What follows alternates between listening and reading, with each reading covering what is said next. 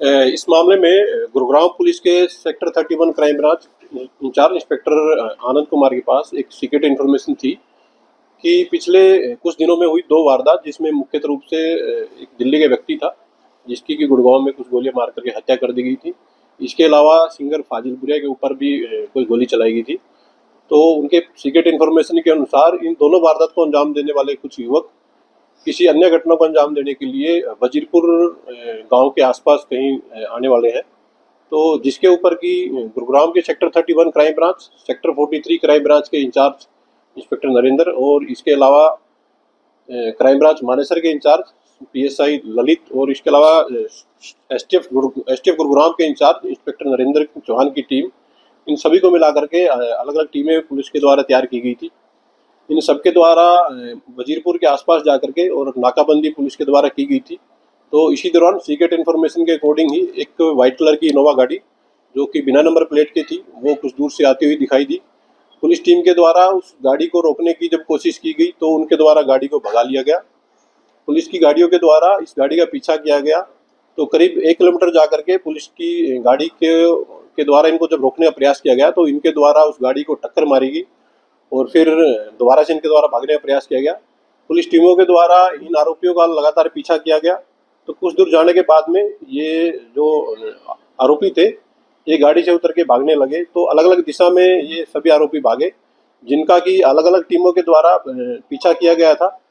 इस पीछा करने के दौरान आरोपियों के द्वारा पुलिस टीम को जान से मारने की नीयत से और टारगेटेड फायर उनकी तरफ से किया गया था, जिसमें कि एक फायर पुलिस की गाड़ी के ऊपर भी लगा था और इसके अलावा 2 फायर है। इंस्पेक्टर आनंद कुमार की बुलेट प्रूफ जैकेट के ऊपर एक फायर लगा था। इसके अलावा जो दूसरा जो फायर था वो पीएसआई ललित उनकी बुलेट प्रूफ जैकेट के ऊपर लगा था। तो इस वजह से कोई जान की हानि पुलिस को नहीं हुई है। तो इस मामले में पुलिस के द्वारा जवाबी कार्रवाई करते हुए और आरोपियों को सरेंडर करने बारे में चेतावनी भी दी गई थी, जिसके लिए 2 राउंड पुलिस के द्वारा फायर किए गए थे। परंतु आरोपियों के द्वारा लगातार पुलिस को टारगेट करते हुए लगातार फायर किए गए और जवाबी कार्रवाई में जब गुरुग्राम पुलिस के द्वारा इसमें कार्रवाई की गई तो कुल मिलाकर के 4 एक्यूज को इसमें गोलियां लगी हैं। तो सभी चारों एक्यूज को पुलिस टीम के द्वारा स्पॉट से उठा करके सिविल हॉस्पिटल में ट्रीटमेंट के लिए एडमिट करवाया गया है। स्पॉट से इनके अलावा एक जो अन्य एक्यूज जो मौके पर था उसको पुलिस के द्वारा राउंड अप कर लिया गया था और जिसको इस केस में पुलिस के द्वारा अरेस्ट कर लिया गया। फिलहाल तक की जो इन्वेस्टिगेशन पाई गई है उसके अकॉर्डिंग स्पॉट पर कुल मिलाकर के 18 फायर दोनों तरफ से किए गए थे, जिसमें कि 11 फायर हैं वो आरोपियों की तरफ से किए गए हैं और कुल मिलाकर के 7 जो फायर हैं वो पुलिस की तरफ से किए गए हैं। किस गैंग के ताल्लुक रखते हैं ये पांचों अपराधी? अभी पुलिस के द्वारा जो एक्यूज अरेस्ट किए गए हैं और जो मुठभेड़ में घायल हुए हैं इनकी पहचान, सबसे पहला जो आरोपी है शुभम है जो कि सोनीपत के गांव जाजल का ये रेजिडेंट है। दूसरा जो एक्यूज है उसकी पहचान आशीष के रूप में है जो कि गांव छतीरा बहादुरगढ़ जिला सोनीपत का रहने वाला है ये। तीसरा जो आरोपी है उसकी पहचान विनोद के रूप में हुई है जो कि जिला झज्जर के गांव का रेजिडेंट है। इसके अलावा चौथा जो एक्यूज है उसकी पहचान पदम के रूप में हुई है और जो कि जिला झज्जर के गांव लोहा माजरी का ये रेजिडेंट है। और जो 5वां जो एक्यूज जिसको स्पॉट से पुलिस के द्वारा राउंड अप किया गया है उसकी पहचान गौतम के रूप में हुई है जो कि बेसिकली गांव दीपालपुर और डिस्ट्रिक्ट सोनीपत का ये रेजिडेंट पाया गया है।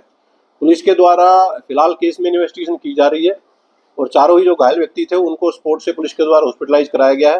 फर्दर जो केस की इन्वेस्टिगेशन है उन हॉस्पिटलाइज व्यक्तियों को जैसे डॉक्टर के द्वारा डिस्चार्ज किया जाएगा उनको पुलिस ज्वाइन इन्वेस्टिगेशन करा करके इस केस के बारे में फर्दर है वो खुलासा करेगी। एक बार बॉलीवुड सिंगर पर फायरिंग हुई, दूसरी बार उसके करीबी कहे जाने वाले रोहित की हत्या कर दी गई, अब तीसरी बार ये फिर से तैयारी कर रहे थे।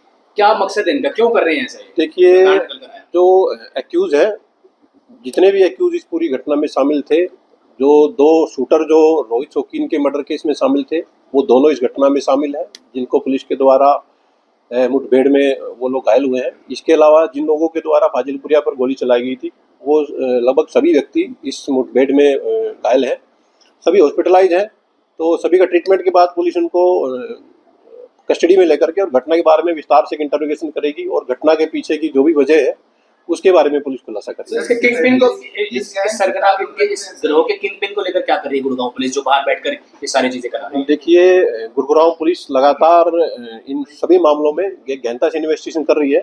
उसी के नतीजे के अनुसार सभी के सभी मामले पुलिस के द्वारा with in the shortest time period सुलझा लिए गए हैं और यदि कोई भी व्यक्ति गुरुग्राम में लैंड ऑर्डर की किसी भी सिचुएशन को चैलेंज करेगा तो उसके खिलाफ गुरुग्राम पुलिस सख्त से सख्त कार्रवाई करेगी। इस पूरे मामले में जो गुरुग्राम पुलिस के द्वारा स्पोर्ट से लगभग 5 वेपन रिकवर किए गए हैं, जिसमें से 2 जो वेपन है वो बेसिकली विदेशी वेपन है और जिनकी कीमत की काफ़ी लाखों में उनकी कीमत आंकी जाती है। इसके अलावा 3 वेपन है वो जो कंट्री मेड है। इसके अलावा स्पोर्ट से जो इनोवा गाड़ी आरोपियों के द्वारा इस जो मुठभेड़ के दौरान प्रयोग की गई थी वो भी पुलिस के द्वारा इसमें रिकवर हो की गई है। इंटरपोल से भी बातचीत की जा रही है सर इस मामले में? देखिए, अभी तक की जो इन्वेस्टिगेशन है उस इन्वेस्टिगेशन के अकॉर्डिंग जो ये चारों घायल व्यक्ति हैं और जो कि हॉस्पिटलाइज हैं, इनको जब पुलिस अरेस्ट करके और इनसे एक डीप इंटरोगेशन कर लेगी उसके बाद ही जो फर्दर केस की स्टेटस और इन्वेस्टिगेशन के बारे में कुछ है वो बताया जा सकता है। सर इससे पहले भी कोई मामले हैं जो चल रहे हैं? सर इनको पैसे कितने दिए जाते हैं? देखिए, जो एक्यूज है फिलहाल वो भी अंडर ट्रीटमेंट है, तो इनसे जो इंटरोगेशन केस में जरूरी है वो फिलहाल तक नहीं हो पाई है। तो ट्रीटमेंट के बाद जैसे ही वो लोग पुलिस के पास आएंगे और पुलिस उनको इंटरोगेशन करके जो भी उनके द्वारा इस मामले में किया गया है और यदि इसके पीछे कोई अन्य व्यक्ति कोई संलिप्तता है तो पुलिस उसको भी अरेस्ट करके फर्दर लीगल प्रोसीडिंग इस केस में पूरी करेगी। ये सभी आरोपी कौन से गैंग से ताल्लुक रखते हैं, कुछ साफ हो पाया सर? देखिए, गुरुग्राम पुलिस किसी भी गैंगस्टर का नाम, और मैं भी आप लोगों के माध्यम से यही संदेश आप लोगों के माध्यम से देना चाहूँगा कि आप लोग भी किसी व्यक्ति को उसका नाम लेकर के कृपया प्रमोट न करें ताकि उनकी आपराधिक गतिविधियों को बढ़ावा न मिले। और गुरुग्राम में अगर कोई भी व्यक्ति किसी प्रकार की वारदात को अंजाम देता है तो गुरुग्राम पुलिस उसके खिलाफ सख्त से सख्त कार्रवाई करती है और उसी का जो सख्त कार्रवाई का जो नतीजा है वो आप सभी लोगों के सामने है और भविष्य में भी ये सख्त कार्रवाई गुरुग्राम पुलिस की तरफ से जारी रहेगी। सर जांच में कुछ पता चला है कि जो इन्होंने पहली हत्या की थी उसमें कितने पैसे दिए गए थे विदेशी? देखिए, मैं आपको पहले भी क्लियर कर चुका हूँ। कल रात की घटना में टोटल 5 एक्यूज थे। 5 में से 4 एक्यूज फिलहाल गोली लगने से घायल हैं और सभी के सभी हॉस्पिटल में है।